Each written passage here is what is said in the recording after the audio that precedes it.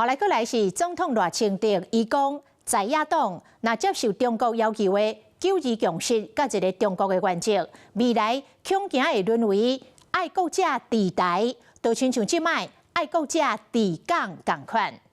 国民党的立委徐卡心来回应讲，因的党认同九二共识，毋是一天两天。伊讲赖总统若有甲家己当作是中华民国的总统，若有守护中华民国的宪法，都袂讲出这种话。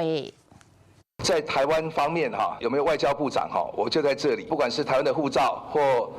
外交部长的名片我们都可以走遍天下。强调中华民国有宪书主权的领导。不过，伫咧顶礼拜传习通过电会了后，外交部分析美中互动政治关贸的局势，参谋政府嘛展现出对台湾政策立场的影响。不过，立法院人事委员会内底，若被做伙动一条2500万的国防预算，林佳龙认为这互国际社会误解。当然会有一些可能负面的解读那我们当然也期待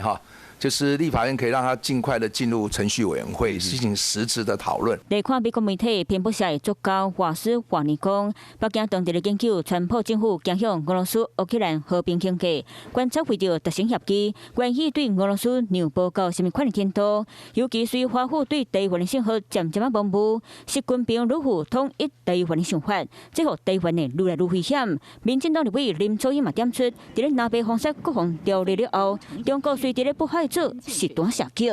国防特别预算被封杀之后，中共立刻就发动了军事的动作。所以言下之意，这就是一个所谓的里应外合。总统赖清德示警，在野党若是接受中国要求的九二共识和一个中国的关照，未来竟会变做爱国者治台湾，就亲像即马爱国者治香港同款。国民党认同这个9·2共识，不是一天两天，是长期的这个政策。如果赖清德总统认为自己是中华民国的总统，有熟读中华民国的宪法的话，今天就不会说出这番话来。长期以来，国民党所享受的这个红利，就是他们认为他们能够跟共产党谈判，所以呢，不管今天共产党对台湾要做什么事情，他都要透过国民党作为一个中介。中国直接威胁台湾，嘛影响内部的政治氛围。Hello， 我是林仙怡，想要抢先掌握最及时的新闻资讯吗？赶快订阅、按赞、开启小铃铛，锁定华视新闻 YouTube 频道。